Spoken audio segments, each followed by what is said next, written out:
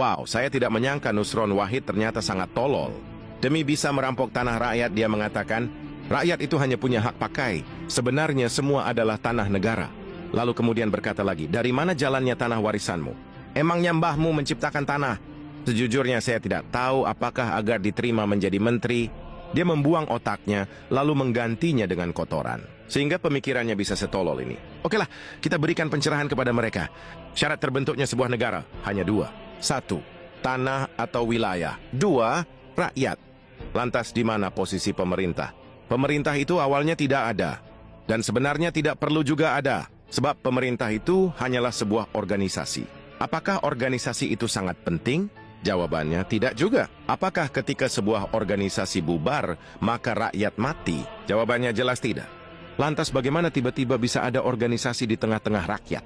Jadi ketika rakyat itu semakin banyak, maka mereka bermusyawarah untuk mempermudah kehidupan mereka, maka mereka membutuhkan para pembantu. Maka mereka sepakat membentuk sebuah organisasi dan mereka menggajinya. Itulah asal mula pemerintah.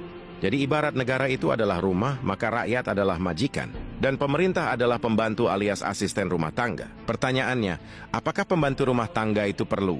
Ya, perlu juga sih. Karena akan mempermudah kehidupan kita. Tapi apakah kita akan mati? Atau tidak akan makan jika pembantu tidak ada? Ya, jelas tidaklah. Kan kita bisa masak sendiri atau beli dari rumah makan. Jadi seperti itulah peranan pemerintah di tengah-tengah rakyat. Nah, masalahnya para pelayan di negara kita ini dari awalnya sudah sangat culas. Jadi mereka sering menyamakan pemerintah sama dengan negara. Disinilah awal mula kesesatannya.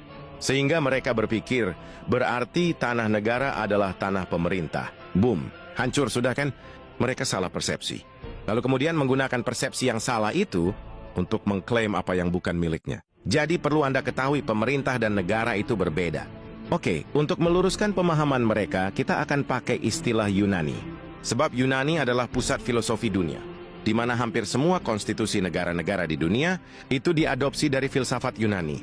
Jadi negara dalam bahasa Yunani disebut hora. Hora artinya adalah tanah, atau wilayah tempat tinggal manusia alias rakyat, kampung halaman atau negeri. Jadi ketika ada puisi berkata, negeriku yang indah elok permai, itu artinya adalah wilayah kelahirannya atau kampung halamannya. Jadi jangan Anda bayangkan pemerintah seperti Indonesia yang isinya Nusron, Sri Mulyani, Omon-Omon, dan para tikus lainnya bisa rusak keindahan puisinya tadi.